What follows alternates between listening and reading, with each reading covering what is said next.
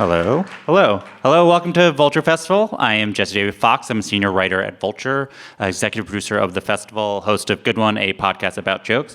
And today we are doing a live oral history of the season 6 episode of The Simpsons, Lisa on Ice, which aired almost exactly 30 years ago today.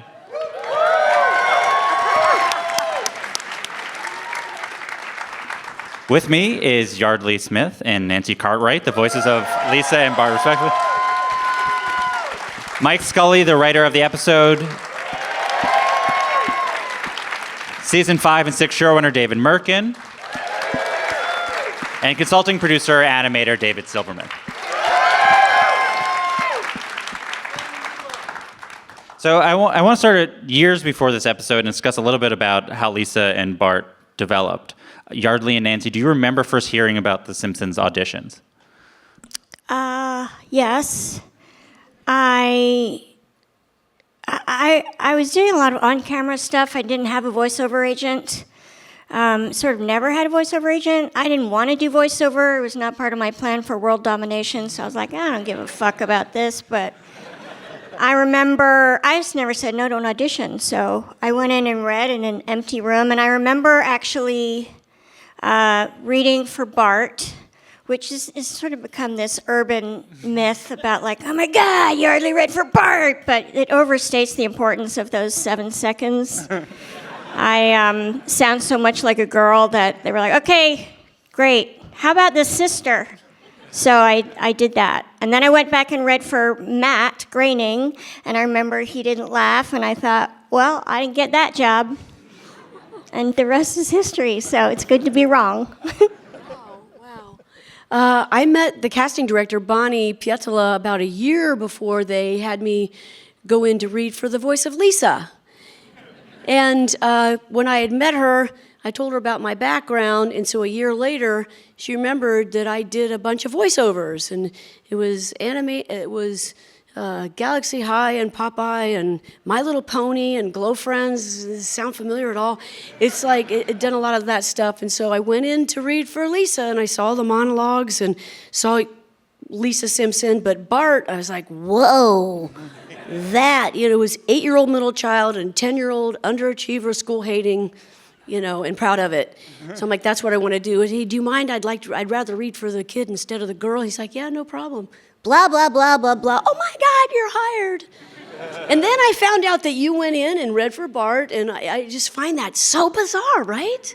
It is funny, although I will say I too had met our casting director. I didn't meet her. She had seen me in a tiny little play in Los Angeles at the Fountain Theater a year before they were casting The Simpsons on the Tracy Ullman Show.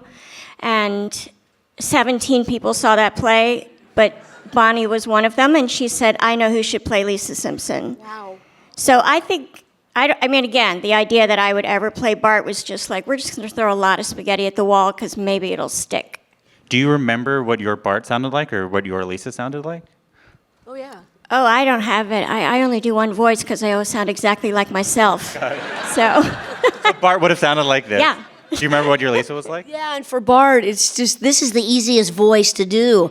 It's just like, compared to that, are you kidding me? Or like this, like, wow, that's too hard. It's way back in my throat. It's just like, this is easy. That was very smart. Yeah. So you got cast. Do you remember the first time you heard each other's voice doing the parts? I don't. Do you? Oh, I think it was when we met on stage 17 when we were doing the Tracy Ullman Show. In that we had a makeshift sound booth behind the audience bleachers because Tracy was taped in front of a live audience, right? But that sound booth that they had sort of jerry-rigged was not soundproof. That's right. At all. No, and I was pregnant. So trying to share a microphone, all 4 of us trying to share that microphone, that was crazy. You weren't pregnant at the very beginning. Yeah. Really? Yeah. Half hour? Or regular, like the interstitials? Well, it wasn't sticking out to there. Really? Not quite. But I feel like you weren't pregnant when we did the Tracy Ullman Show stuff. I mean, you would know. Last I checked, no, she was born like a day after the premiere. Of the half hours so or in 89, so in 80, Oh, see, but you're talking half hour. You're not talking the little bumpers. That was 87. Right, so like in 88, I was pregnant. Oh. We could argue about this forever, and I don't know what the hell I'm talking about. We'll just talk about this. This is the panel we just Math was nailed not this my down. strong point. Maybe I wasn't, but towards the end I was. Because I remember you met your husband on that Christmas break. Oh my God. Yeah, that's what I remember. She remembers my personal life more than me. Sometimes it's better that way. Glad we got that straightened out, I'm telling you.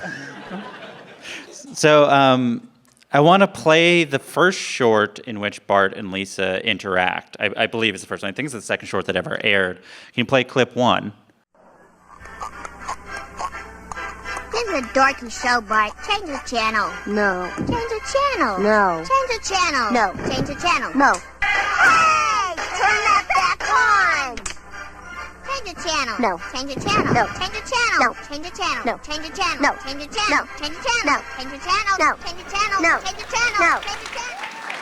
Change the channel. Change the channel. Change the channel. Change the channel. Oh, boy. The guys faded out too Ophelia. early. There was a big funny face at the end. I animated that whole sequence, but coincidentally, by the way. So, well, first, what is it like to see that now, or see what it looks like now, I guess? Oh, I love it so much. It's the best. Yeah, the I love evolution. the old animation is great. The new animation is great, but it's just so, I don't remember that at all. I Yeah. have to tell you, from an animating, I was literally experimenting when I was doing that because we had limited animation, so I was trying this. Whenever Bart said no, I just popped to a different. I think Lisa popped to a different position and had no in betweens because I just want to see, will that work? If they go like change the channel, and let's go like and shift like that, and it kind of worked. But yeah, No, it looks like a mistake. David, thanks. how many pictures per second were you doing back then? Well, I don't. Well, that's really. People ask me that, and I say, it's like saying how many notes are there on a bar of music. It depends on the bar of music. I mean, sometimes you're like this, and you blink, and that's it. And sometimes you're every frame. So that had a lot of poses and a lot of drawings in that one. But and Maggie walking to the TV was also like fully animated. So there was a lot. That was a long scene. I remember working very late at night on that in my home office. So, as well as the office at Klasky Chupo, which coincidentally is not far from here. The original Klasky Chupo, 729 North Seward and Melrose. Everybody go there after Check this. it out. They'll love They're to see. They'll giving take away you through a lot of free lunch. free lunch and T-shirts. Simpson tire irons.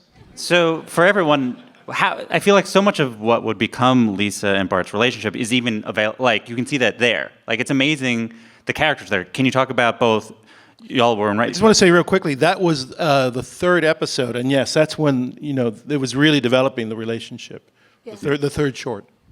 What do you think is the center of what makes Bart and Lisa when they fight? What are they fighting about? Or when you see that, what do you see about the relationship? Power, of course. But it was evident. I remember when I read for Lisa, I didn't get a lot of direction, but they said she's his bratty younger sister, and I was like, oh, I know how to do that because I am one. So, and it wasn't. I would say it didn't really get fleshed out until we went to half hour. Although it was really about Bart and Homer in the beginning. That was the relationship that was key and has stayed pretty central, I would say, to the development of the series. That's right. And then I was told towards the end of the bumpers that we did was like 48, I think that we did. Towards the end, we were told that it was going to be taken to a half hour. And I was told that Bart was going to be like the lead. And I was like, whoa, that's so badass. That is so cool. But then what ended up happening, I think Bart, because of his age, and he's a little bit more limited because Homer being more mature, he's the father, he's also got the work setting, there's just a little bit more ability, and emotionally he's not quite, Bart is like pretty antagonistic to his sister. There wasn't the sweetness that was developed, like you said, in the course where you find a really sweet, genuine side to Bart. But Homer, there was more of a psychotic and just like ups and downs that led towards more humor. So it would make sense that he would take the lead, Yeah, I want to say, so almost exactly 35 years ago, the first episode aired. For those involved in the show at the time, what was this time like? The weeks right before it came out, did you remember thinking, like, have any anticipation of how it'd go? And then what was it like when it came out? Anybody? Well, it was very interesting because I had to finish what became the Christmas episode, which was actually episode number 8. It was the third episode that I had directed after Bart the Genius and Bart the General. But we had to get that done in time. What's kind of interesting is that it nearly aired a year to the day after we did the Tracy Ullman Show Christmas short, the night before Christmas poem. And it was like a year later, which was kind of interesting. Christmas almost comes almost an exact year exactly. after the Christmas before. But I was surprised that I felt like a year later, after doing these shorts, a year later, I have a half-hour show on the air. That the first time I directed something like that, so amazing. But the response was immediate. I'd gone back and visit my parents back in Washington D.C. area, Maryland area there, at a mall. I was wearing a Simpson jacket, the red leather sleeve jacket with the drawing on the back. There was no merchandising at the time. Everybody was stopping me practically, wanting to say, where did I buy that jacket? And how much they enjoyed The Simpsons. The one episode. Yeah, and I have to confess, I wasn't on the show then, so I had seen a couple of the bumpers on Tracy Ullman Show, and I was one of these guys in the mindset of, I outgrew cartoons when I was 12. I'm far more sophisticated now. And then I heard they were going to make a half an hour show. A half an hour of that every week? Like, good luck. And it was actually my wife who finally got me one week to sit down and watch a full episode. So you try one, you're going to love it. And it was Homer going over the gorge on Bart's skateboard. And it was the funniest sequence I had ever seen on TV in my life, and I was hooked from that point on. But wasn't that the scuttlebutt around town was that Fox was still a quite new network. They didn't have a lot of primetime shows on, and they went off the air at like 10 or 11. And the scuttlebutt around town was they're lunatics to put a cartoon on in primetime. It hasn't been done since the Flintstones. You're out of your minds, but who cares? The network won't be around anyway, and nobody will ever see this show. So there you have it. It was actually a giant fight to get The Simpsons to a half hour. The network did not want to do it. And when they agreed to do it, they were taking the biggest chance they ever took. Like Barry Diller, who was running the network at the time, just thought it was going to be a disaster, and they were just burning money, just setting money on fire. They were only doing it really to please Jim Brooks, and that was the secret of what got the show. Sort of speaks to his power, I guess. But because Jim told me like later that they were saying, can we do 4 specials? Do 4 specials. I said, no, 13 or nothing. And he stuck to it. David Mirkin, do you remember watching the first episode or seeing the first season? I do. I had written on the Tracy Ullman Show, so I had seen the interstitials and really, really liked them and thought that they were interesting. But I was at the same thought. I said, would this expand to a half hour when they were going to do it? And I had a lot of friends who worked on the show who were, starting to come and write for The Simpsons that was going to be. And I was asked to join The Simpsons at that point, but I was busy with Get a Life and Larry Sanders and other things. And so I watched it, with a lot of skepticism, but, they were writers I all knew and were friends with. And I was just blown away the way it expanded. And again, a lot of that is Jim Brooks, and he expanded who Lisa is. He said, Lisa is a misunderstood, depressed genius who plays the saxophone. And that changed the character from what you see in those minute interstitials. And that was Jim's... Oh, can I speak to that? Yes, because this happened. I was designing the opening title sequence. Some of you may have heard this story, but I didn't have a gag for Lisa. I was working with Matt Groening and Sam Simon, and they gave me, okay, he's in the plant, and the core goes down his back, and this happens, and Bart's on the skateboard. And I said, you don't have a gag for Lisa, and I'm doing the board, and I just did a random gag for Lisa just to hang a light on the fact we don't have a gag for Lisa. And like I said, we didn't have a very strong personality for her yet in the shorts. So then we started thinking about it, and I stupidly suggested, well, what if she's in the band and what if she plays the tuba?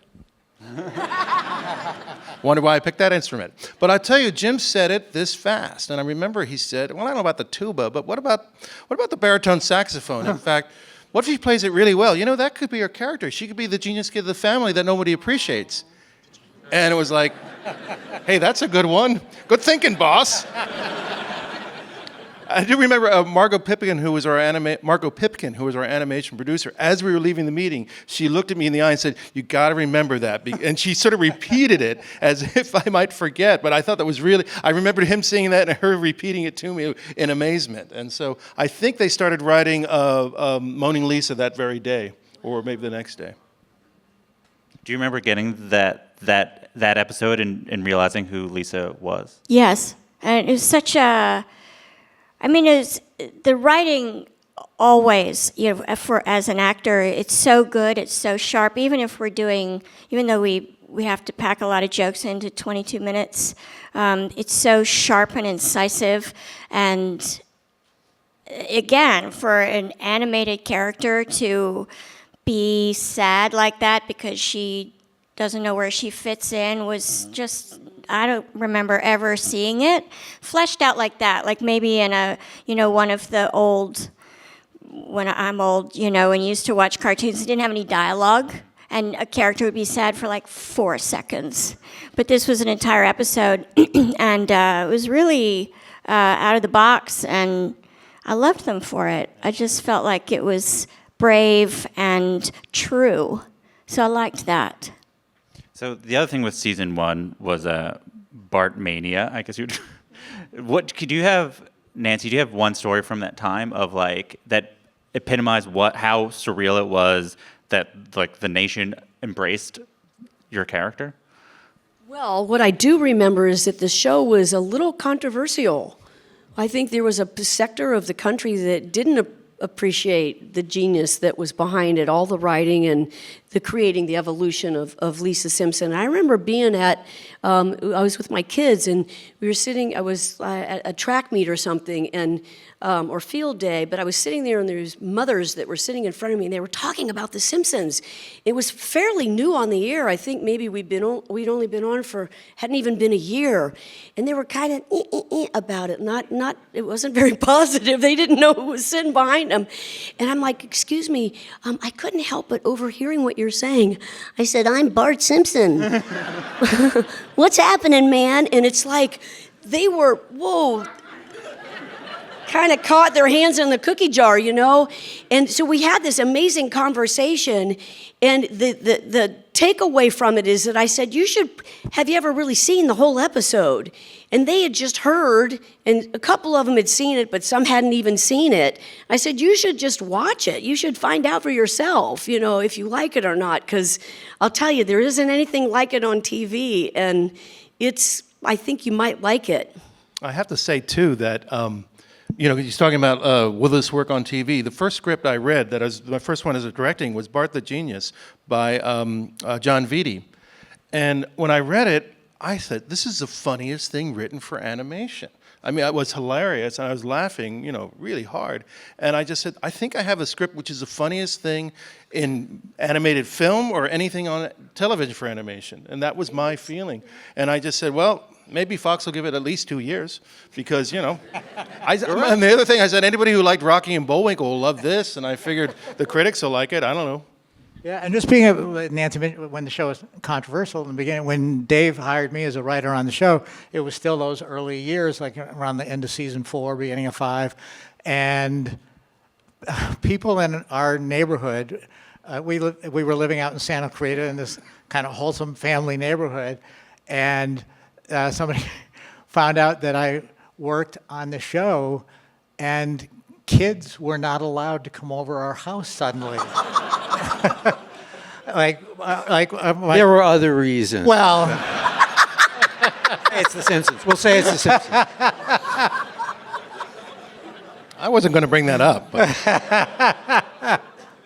but it was that controversial at the time. I mean, people were genuinely shocked and didn't want their kids around it, or The me. President of the United States criticized The Simpsons and said we like our families to be more like the Waltons than The Simpsons. So yeah, it did have, and of course that's what attracted great comedy writers to the show. Yeah. Is once you hear that something is kind of controversial and edgy and it's going to push the boundaries, that's what's really exciting, for your work.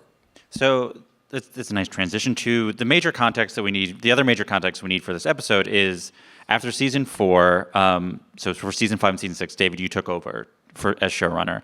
Can you talk about what that conversations were like that made you decide to take on that? Mostly threats. But I had been a fan of Jim Brooks since I was a kid. One of the reasons I became a writer is because of the Mary Tyler Moore Show.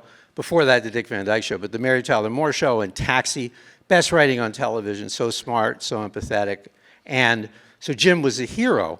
And I always wanted to work with Jim. And I was running the Newhart Show. And he was a fan of the Newhart Show and what I was doing on it. So he invited me to work on the Tracy Ullman Show as a guest writer. And so it was the first time I worked with Jim, and I just had this blast with him. You know, most people don't get along with him. He's very nasty and physical. No, it's always a dream. It's always a dream to work with Jim Brooks, and we had great chemistry together. It was as great as, you know, it was like surreal for me. And so I had a great time on the Tracy Ullman Show, and then they asked me to come on The Simpsons. But as I said, I had created the show Get a Life with Chris Elliott. It's available on DVD, and I'll be selling the DVDs in the lobby. And I do credit cards. Anyway, and Jim was a fan of that, and also a fan of a sketch show I did called The Edge as well. And so with Jennifer Aniston and Wayne Knight, you know, great people on that show. And so when those shows finally were over, there was this time, because The Simpsons, we can get into the details of it, but The Simpsons burns the shit out of writers, because it takes 9 months to do one episode of The Simpsons. So it takes a year and a half to do a season of The Simpsons. So you never get a hiatus, and 6 months of the year you're working on 2 seasons at once. So there was a lot of, you know, people hanging from the rafters, things like that. So lots of the staff were burned out, you know, and it was also part of the way it was happening. And so they needed a showrunner, and the timing was right, and I sort of went there hoping that I would, you know, get to work more with Jim, which didn't really come true at that point. But it was, you know, this fantastic experience. Did you have specific goals going into it? Yeah. I mean, I am a fan of surreal satire, and flexible reality is a term that I use. So I wanted to make the show have more sort of darker satire, more flexible reality. You know, Bart was such a huge hit on the show. There were so many Bart stories. It was about time to get back to a little bit more of focusing on Homer and his relationship with Bart, sort of bring that back, bring more family stories. So at the same time, I wanted to make it more surreal, and with flexible reality, I also wanted to increase the emotional content and intensity. So those were all things that I was excited about. So Mike, you joined, I believe, mid-season 5, and you took over for a pretty well-known Simpsons writer, correct? Like you.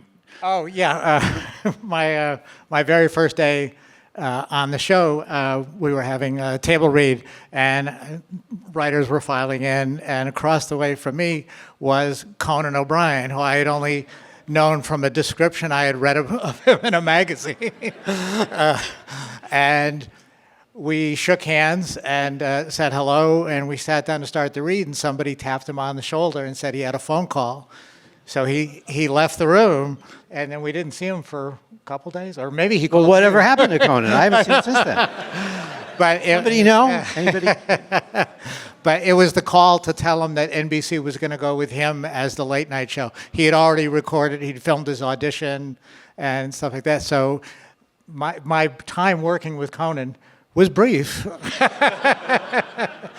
but fun.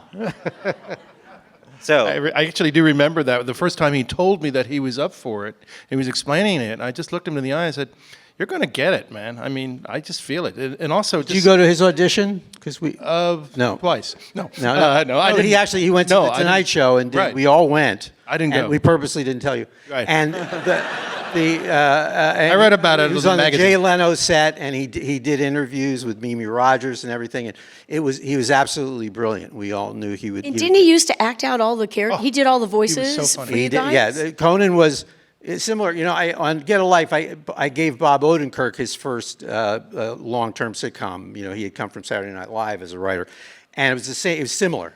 These people want to perform, and you cannot talk them out of performing.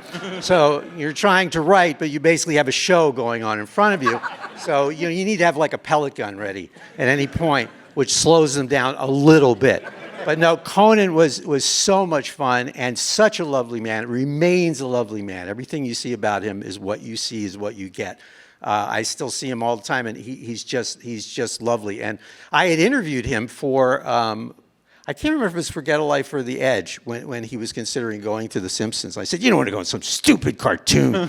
And he went on the cartoon, and then we were working together. And then the funny thing is I was working on Larry Sanders, and they offered Gary Shandling first the replacement of David Letterman. And so Gary's a dear, dear friend. I haven't heard from him for a while. But I don't know what happened to him either. I don't know.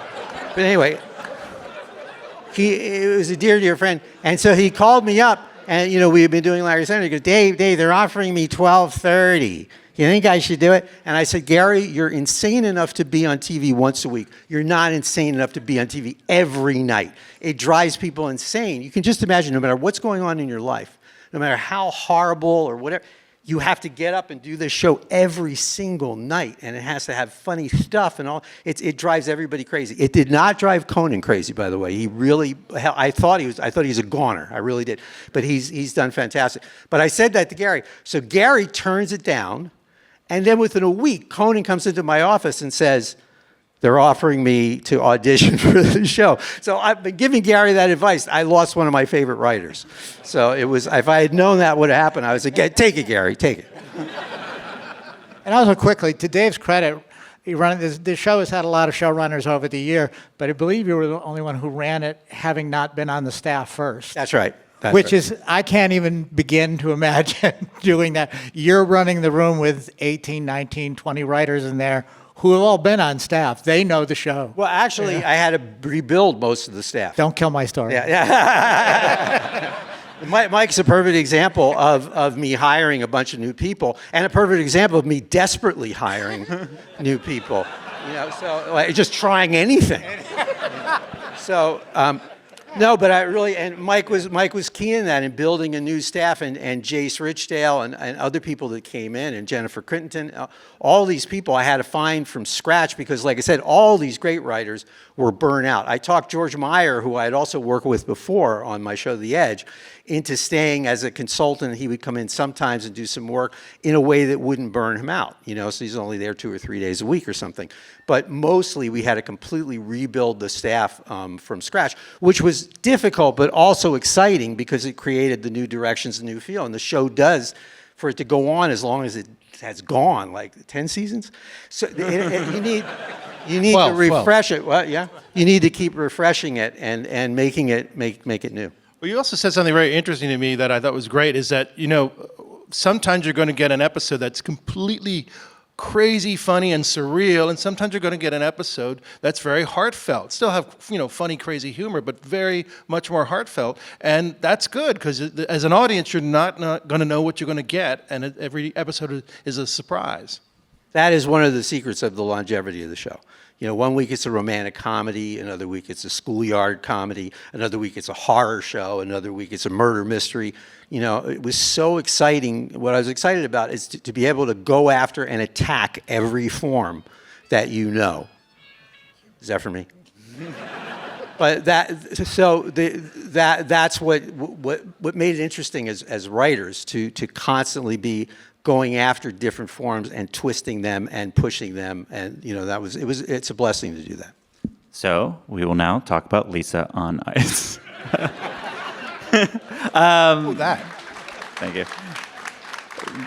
Mike, you wrote this episode, came from, what was your history with hockey? And then talk how that then ended up being a thing that you thought might work, and what you pitched when you thought it might work. Yeah, it was my first time pitching a story to the show. I grew up in West Springfield, Massachusetts, and we have American hockey. We have minor league hockey in Springfield, and I'm a big hockey fan. I quickly checked to see what sports has this show done so far, and hockey hadn't been touched. I wonder why. So I came in and pitched the story, I think at one of the story retreats, maybe. Yeah. And then we kind of ran with it from there, turning it into a Bart and Lisa episode, pitting them against each other. The warning card, or when Principal Skinner hands out the academic alerts, because I also had to figure out, like, what could Lisa be? But those academic alerts are based on when I was in middle school, we got warning cards. And they were the same card. They were the red square card. And you had to walk home carrying it to give to your parents to sign and to go back to school. And we had to figure out what could Lisa be terrible at, where she could legitimately get one of these cards. And we figured Jim. And then for that, so we got the story going. And I think it was Dave who came up with the idea of beyond the Bart and Lisa part, that we could use it as a way to examine parents in sports. It's a huge pet peeve of mine. Yeah. Not just the way parents are in sports, but the way most of us are in sports. Like, I would have a basketball game or a touch football game with friends of mine, and suddenly I'm on opposite sides, right? In touch football, let's say, and my friend's face goes away, and it's replaced by that, and it's like weird. It's like they're taken over by this competition thing, right? I don't understand that because I don't have a sports gene or bone or whatever it is, and so it always amazed me. So that aspect of human behavior, of how we suddenly forget everything and just go into kind of this lizard brain kind of animal kind of a thing, is incredibly funny to me, but also incredibly scary at the same time. So that, because I'm not interested in sports, if Mike says hockey, it has to have something else going on with it. And I love the idea of the visuals of hockey. That was really stimulating. But we needed to do that other aspect, and it fit perfectly. And I'll just mention one other thing that you mentioned is that Lisa gets the bad card, which was a real cool thing. But then we had to figure out how she could be good at hockey in a way that was believable, because and that took a long time to come up with that reason. Yeah. I had forgotten until I watched the other night. I watched it again, but I didn't remember how long we spent coming up, like Bart shooting stuff at her and just showing the reflexes. But I loved whoever's joke it was, Apu just flying at her, just rifling the puck at this little girl. The level of cruelty in the show, and people have talked about it. It's about as cruel as Homer gets. But that was part of the point, is that this can pull you into that kind of mindset. And the great thing, Homer is enthusiastic in a positive way and also in a negative way. That's what makes his character so much fun. He's like a dog, basically. He really does. Now I'm this, and now I'm this. And so he got so negative, so intensely, so fast, that's part of the fun of the show. Yeah, we got to examine so much about parents and sports, and not only the rivalry between Bart and Lisa, but Homer keeps changing sides. Like Bart's his favorite, then Lisa's his favorite, and there's some looks that Bart gives from the animation side. When Bart tries to get in the front seat of the car, and Homer just gives him this look like, "Don't you dare!"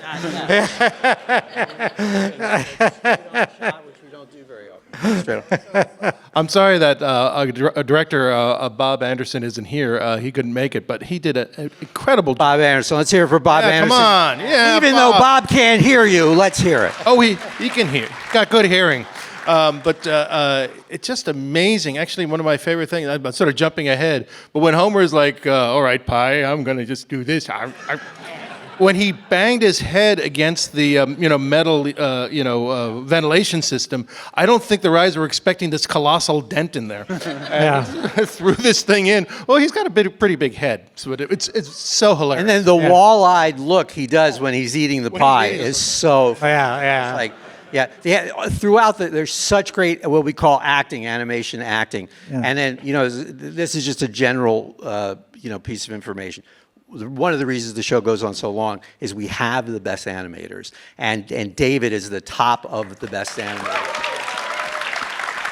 I appreciate that. Thank you. There are many other better than me, but I thank you. David draws funny, and it's a weird thing that I don't even know why. But if you give something to two separate animators and say, draw me this picture, and they draw what looks like identical pictures, one is funny and the other is shit. No, but one is funny and one is not quite as good. You might have to work on, so having that influence. Now, the other part of that equation of the 36 years are those two people over there. Because not only do we have the best animators,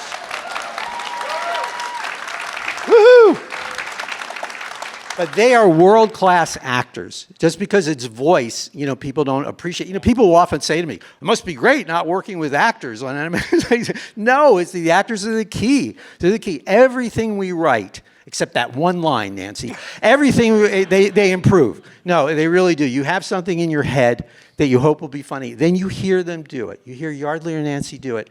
And it's improved 1,000% than what it was in your imagination. And they're a joy to direct. When they're not screaming.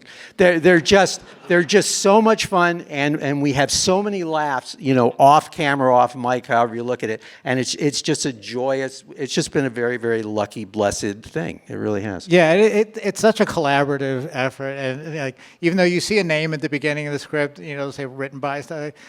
An example is the thing that we're talking about, where Bart and Lisa fight with each other. I'm going to be using my hands like this. All right, and then Yeardley has to do, I'm going to be kicking like this, and if you happen to get in my way. That came from David Cohen, who co-created Futurama, as he and his sister used to do that to each other all the time. But I will say, it's possible that Dave brought that up, but I did that with my cousin all the time, and there were various people in the room that had the exact same experience. So we all jumped on that. Yeah, and even on the we saw, oh, we know how to animate this. Everybody saw it. We are all abused children, and that's funny. That's what people love to see. But it's part of the key of why the show is so successful. The parents that are watching the show, they can relate to so many of the subjects that you guys brought up. My kid was 7 and was on a hockey team at the time. And it was like, wow, this is so cool. I think they're following me. I think they're following my life. And seriously, so many of the shows I can relate to. And it's just, that's what hits the core of a lot of you guys out there. Yeah, when you get in the room with Yeardley, Lisa, and the rest of the cast, and you start recording the show, then they find stuff in the script that you never anticipated. You wrote the line hearing it a certain way in your head, and they do something with it that just flips it completely, and you never even thought of that reading, and it's so much funnier than the version you had in your head. So it really is, a great collaborative effort. We get inspired in the animation. The sort of things that the vocal reading will inspire not only the performance, but just how we're going to block and cut. Just by the way, the inflection and the approach, you get the sense, oh, well, there'll be this and this. It's fantastic. David comes to these things with a notebook that's huge, and he's looking at us, and as we're speaking, he's drawing things out and getting ideas by our jaw lines, by our eyes, by whatever it is that you're inspired by. Well, that's what I like to do. I like to watch the performance rather than read the script, because I'm pretty know what I'm going to hear the script anyhow. So why am I reading the page when I can watch their facial expressions and get some thoughts? So I want to walk through the episode, play some clips. So the episode starts with the Action News promising snowstorms. So Bart doesn't do his homework, even though Lisa says he should. Bart is awakened by Lisa throwing a snowball at him. Play clip 2. This happens. You're gonna eat a blizzard of unseasonable warmth? I made the snowball from the frost in our freezer. Nice PJ, Simpson. Did your mommy buy him for you? Of course she did. Who else would have?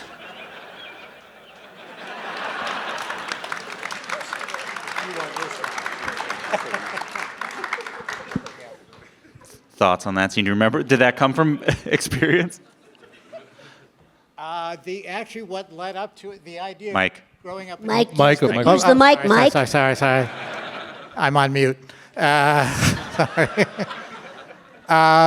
The idea of, because growing up in New England, I was, 6 o'clock at night, you hear on the radio, big blizzard coming tomorrow. So in my head, no school. Immediately, can't throw my books in the fire, but for the show I did. But it's that feeling of I don't have to do anything, and then waking up in the morning and hearing birds chirping or the sun out, and oh fuck. You'd also go through the thing where they would list schools on the radio, right? And you would sit and you'd wait. You have to wait 20 minutes of a list, and they never mentioned your school. It's everything around it, everything within 2 blocks of your school is closed except. And then the idea of the snowball actually goes back to, big applause about to happen. See, when you're a professional, Bill Cosby.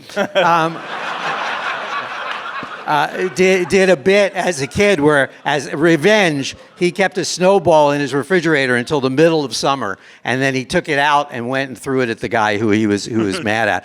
But I can't picture Bill being vengeful. But apparently, and is he at Vulture Fest this year? Are they doing a thing? You guys have tickets? You have tickets to that? Okay.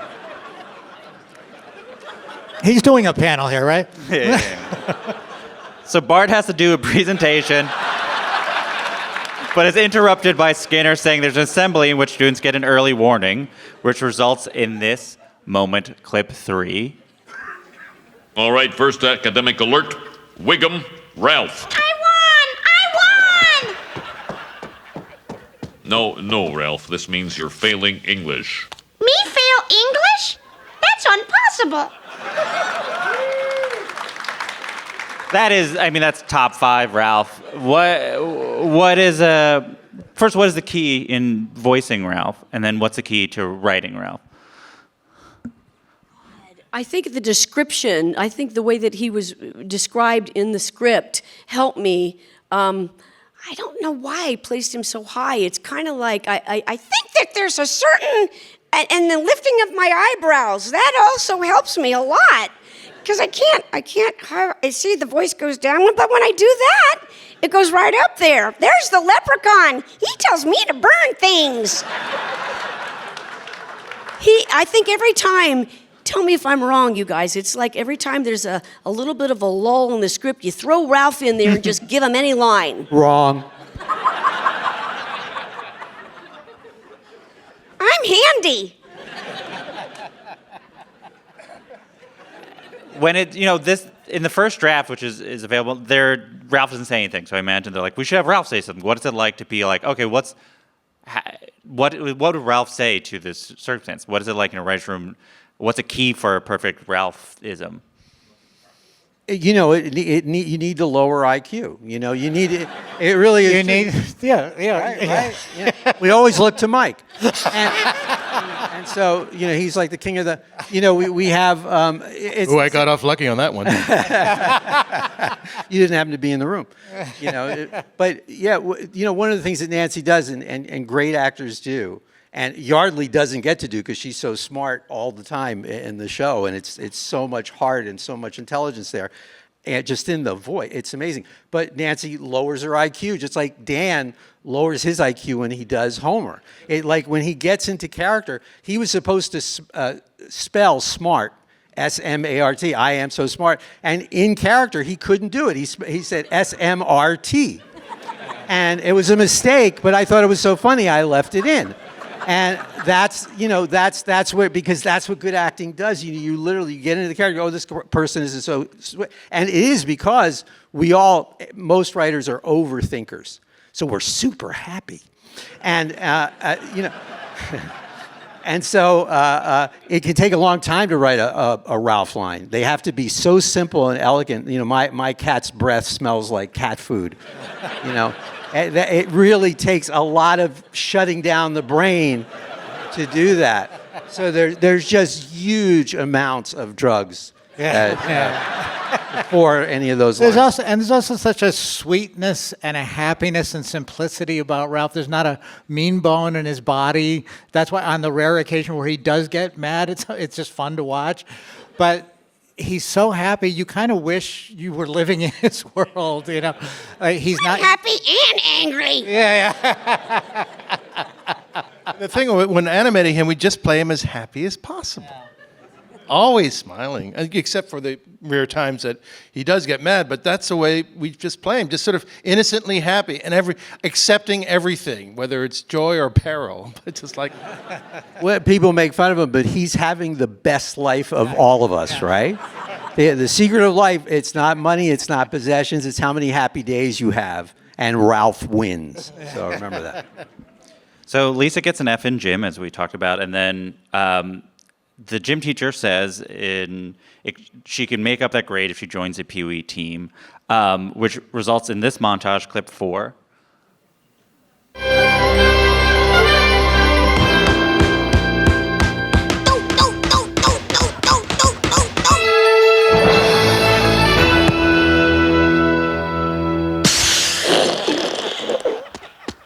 children. That was our only ball. There'll be no team this year.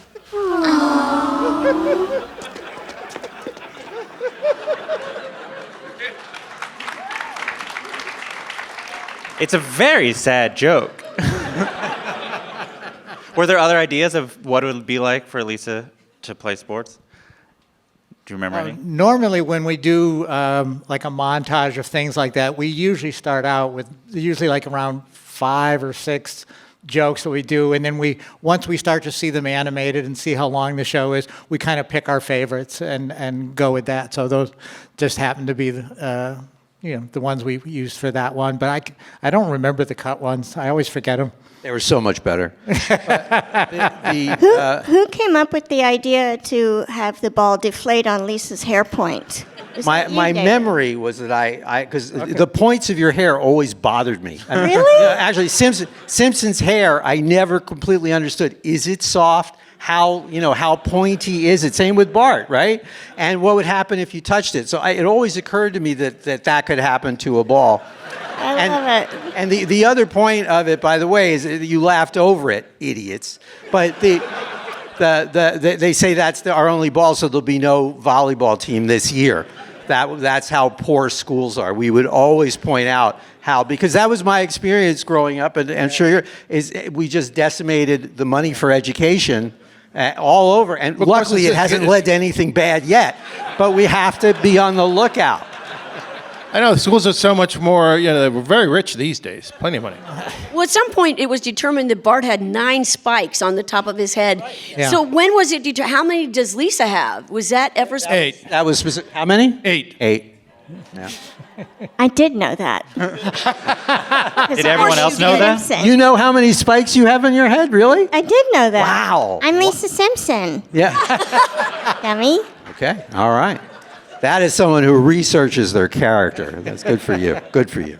So we have a scene where Bart displays that he's quite good at hockey. Then Lisa surprisingly is quite good at hockey, and Apu asks her to play. Homer does not want Lisa to play because he believes girls should play girl sports like hot oil wrestling and foxy boxing. Marge thinks it's too dangerous. Then this is Lisa's argument for why she should be allowed to play. Play clip 6.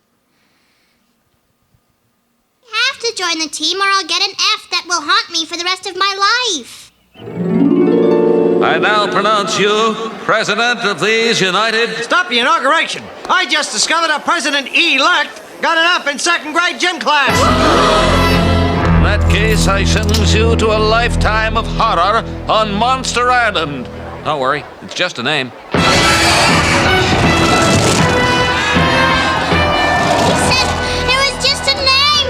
What he meant is that Monster Island is actually a peninsula.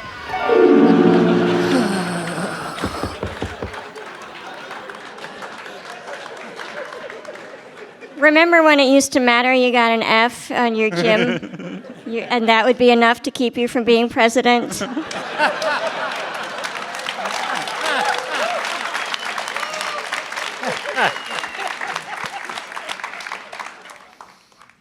It's a great joke. Whoever. Great joke here. That was a great joke. Actually, it's the first time I think that you guys decided Lisa would become president, because we did a whole episode about Mr. Lisa Goes to Washington, which was great. And it never came true. Yeah. No. One of our predictions that doesn't seem to be catching on for some reason. The Trump thing. Bring up Trump? Trying to get us killed? I think he's going to do great this time. I think he's got it. He learned. It's all going to work. It's all going to work. Don't panic. The thing about that was, it was, again, I was like Bart in school, and I was constantly being threatened with things going on my permanent record. And I had it really sounded like it was going to follow you through the rest of your life. So it was great to be able to show that it does. And it was like, I was so close to taking over The Simpsons. And I get a call from Jim Brooks, and he says, I'm looking at your permanent record. Yeah. And I had to get past it. So Lisa starts playing and slowly builds confidence to the point where this is peak Lisa. Goalie, play clip 7.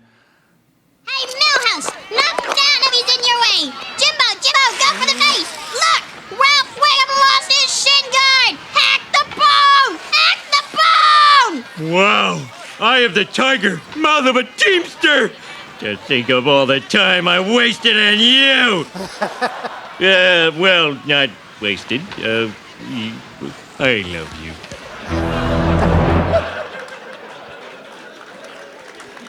What was it like playing that moment as Lisa? I actually remember it. And I don't. The funny thing is, if I go in now to do ADR for an episode where we're replacing dialogue because they're in the editing process, and we literally did it, I don't know, 3 months ago, a week ago, I'm like, what is this episode about? But I remember that. I remember, hack the bone! And just going to the mat for that. It was so great. One of the things, my favorite things about the way the writers write Lisa Simpson is she's so complicated and multifaceted, but some of my favorite scenarios is when they take her out of her comfort zone and watch what she does. And sometimes she succeeds and sometimes she doesn't, but at the end of the day, this girl has the most extraordinary resilience. And so I hope that I aspire to be that resilient sometime before I die. It's tough, though. She's got it all over all of us. And the temptation with Lisa when you write her is to write her so perfect all the time. Like, every fact is right. Her reactions are always right. So when you find a story that allows her to go to those places that she's a kid. She has in her. And we have to always remind ourselves that Lisa Simpson is a kid. She's 8 years old, and she's going to get pissed sometime. So to a moment like that, to watch her, because we know she's competitive academically. So now we're seeing this other, side of her competition. And Homer saying, telling Bart, and to think of, all the time I've wasted on you. That's a line from my dad. I just added in the I love you part.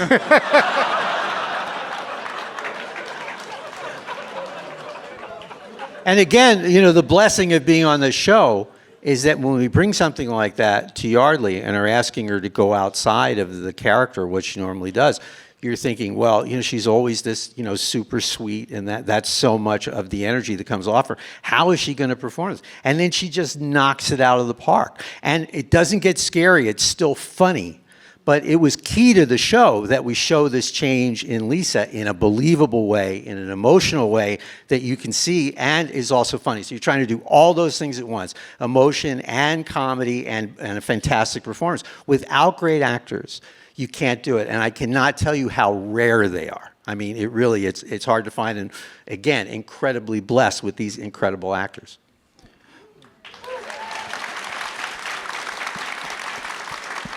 So, as is apparent in the clip, tensions start to mount between Bart and Lisa, spurred on by their parents, and eventually there's a confrontation. And instead of just playing, this will be clip number 9, I want to start, and we have the scripts of the scene.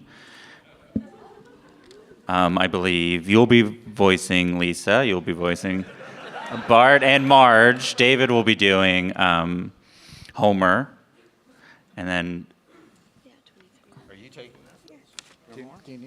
Ready? So it starts with. You're gonna start with. You have to start there, don't you? You can start with "We hear a big hug sound." Yeah. All right, so I'll do this too. Yeah. We hear big hug sounds as Bart seethes. Lisa enters the room with a happy sigh. Hello, Queen Lisa. Bart, what are you doing in my room? Lisa, certain differences, rivalries, if you will, have come up between us. At first I thought we can talk it over like civilized people, but instead, I just ripped the head off Mr. Honey Bunny. He holds up a headless stuffed rabbit wearing a tasteful suit and tie. Bart, that was your cherished childhood toy. Oh, Mr. Honey Bunny. He grabs the head and frantically tries to mend and kiss it back into place. Quiet down, Bart. Bart, just get out of here. Hey, it's a free country. You get out. That doesn't make sense. I know you are, but what am I? Get out, get out! Okay, but on my way, I'm gonna be doing this. Bart starts doing windmills with his arms. If you get hit, it's your own fault. He starts walking toward Lisa. Okay, then I'm gonna start kicking the air like this. And if any part of you should fill that air, it's your own fault.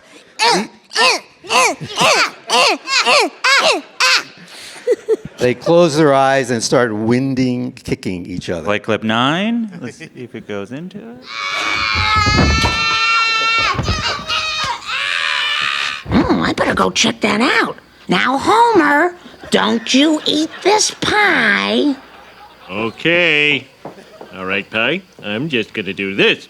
And if you get eaten, it's your own fault. No! Oh! Oh! My! Oh, the hell with it.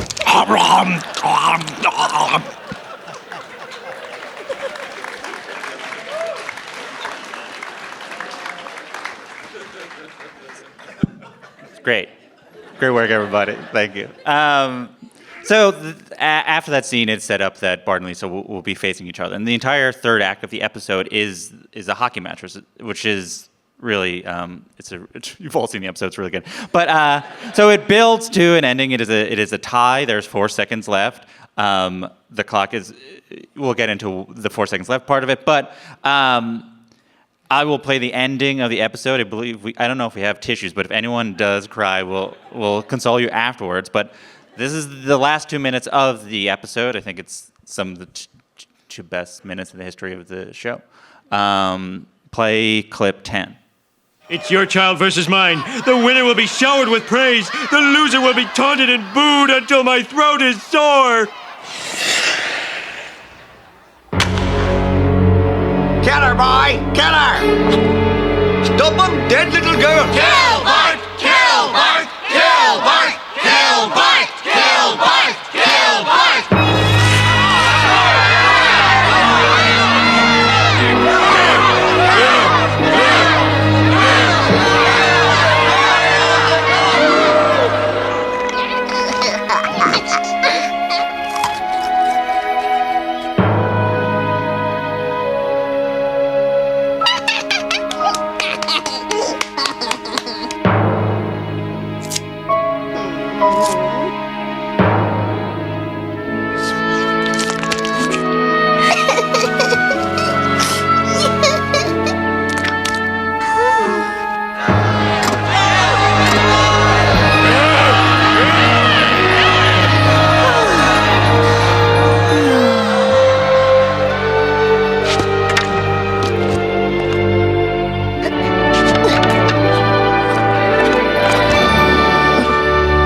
Great game, Lise.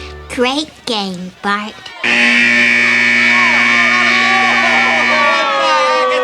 Tied game? What the hell? This is outrageous. I've never been so proud of them. They're both losers! Losers! Rip off! We paid for blood! Let's tear this place apart! Good idea!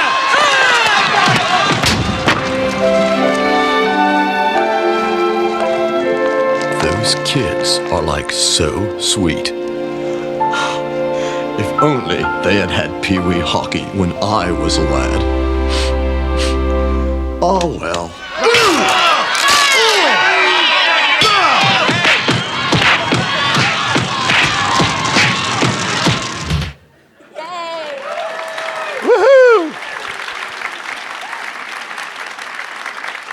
So I'll start with the writers. How did you find the balance of that ending? That was the most important thing to me, was to do that ending, to give you the typical sitcom sweet ending, and then to basically shit on that.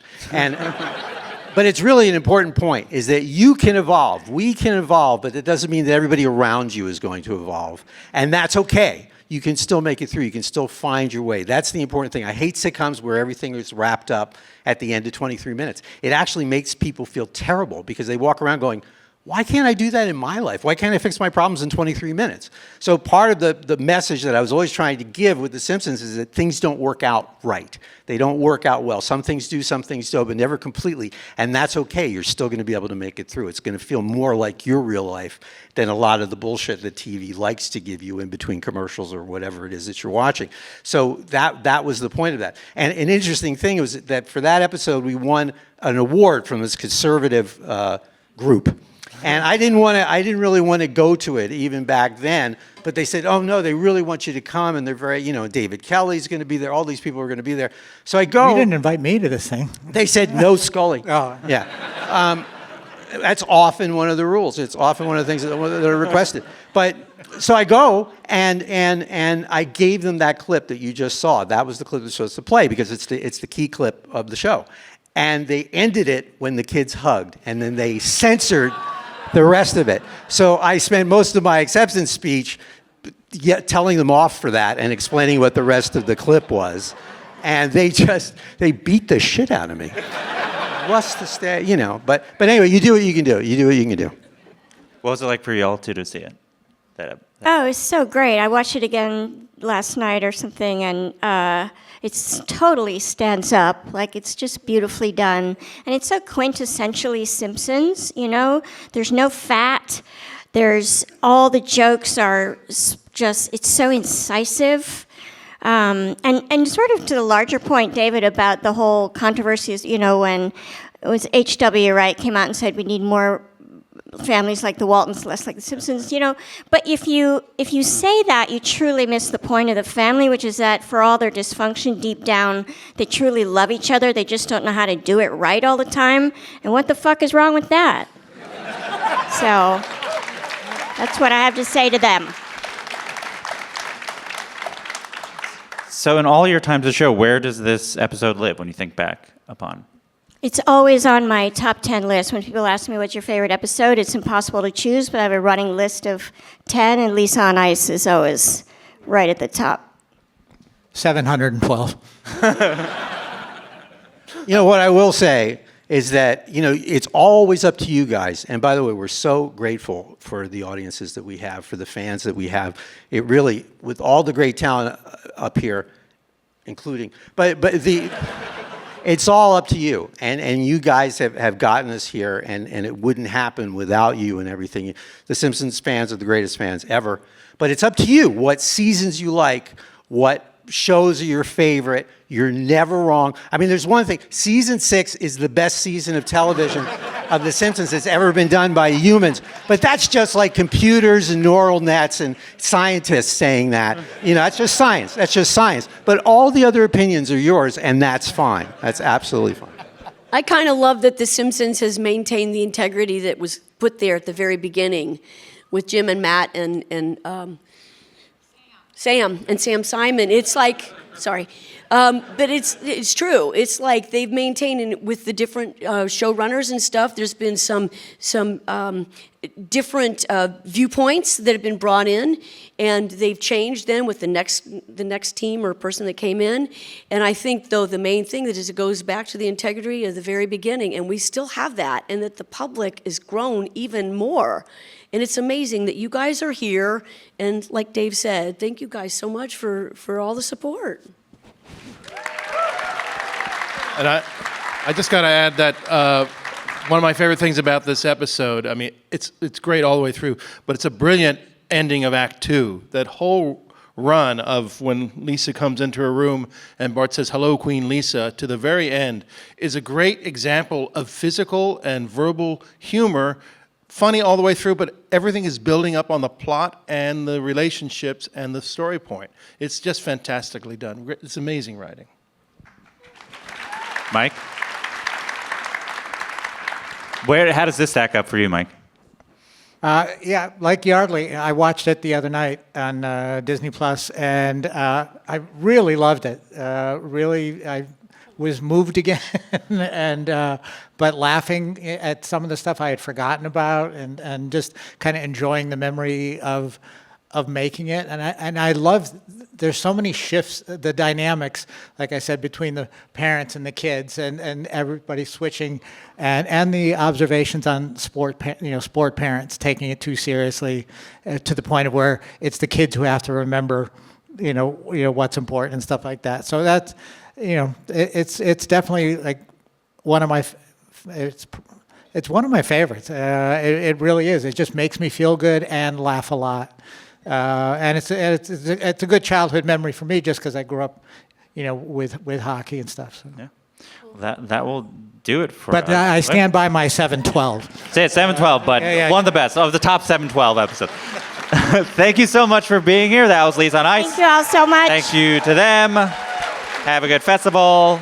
I will see you later. Good afternoon.